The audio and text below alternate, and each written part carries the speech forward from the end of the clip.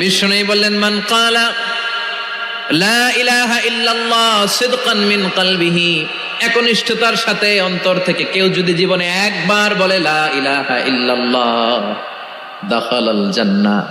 তার যদি পাপ থাকে, অন্যায় থাকে, ওই পাপ আর অন্যায়ের শাস্তিগুলার পরে কোনো না কোনো দিন আমার ওই বান্দা জান্নাতে ঢুকবে। অনেক মানুষ একটা ভ্রান্ত কথা চালু করে দিয়েছেন, যা করো তা করো, কালেমা একবার পড়লে যদি জাহান্নামে আল্লাহ দেয়, শেষে তোমারে একদিন জান্নাতে দেবে। এই কথা কিন্তু বাংলাদেশে প্রচলন আছে, কথা বলা লাগবে। এটা হাদিসের নামে জালিয়াতি। কালেমা একবার যদি কেউ পড়ে একদিন না একদিন জান্নাতে যাবে, এই কথাটা ভুল। আমি আবার বলছি, আল্লাহ পাক কোরআনে যেখানেই জাহান্নাম আর জান্নাতের কথা দিয়েছেন, সেখানেই দিয়েছেন খালিদিনা ফিহা আবাদা। কথা বলেন না কেন? খালিদিনা ফিহা আবাদা মানে কি?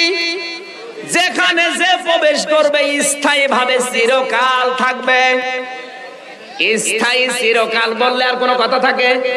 আরো জোরে বলেন। সুতরাং এই ভ্রান্ত ধারণা নিয়ে যারা বসে আছেন, কালেমা একবার যখন পড়েছি জাহান্নামে যদি দেয়, ও একদিন না একদিন যাব না, যাকে আল্লাহ জান্নাত দেবে ওইটাই ফাইনাল, কোনদিন আল্লাহকে আর বের করবে না। আর যাকে জাহান্নামে দেবে কোনদিন আল্লাহ বের করবে না, ওইটাই ফাইনাল। এখন আপনি কি করবেন ভেবে চিন্তে পাবেন। আল্লাহর নিকটে যেটা আছে ওটা কিন্তু অস্থায়ী না, এখানে আপকা দিয়েছেন, ওটা চিরস্থায়ী। ওটা যদি ভালো হয় ভালোটা স্থায়ী, যদি খারাপ হয় খারাপটা স্থায়ী।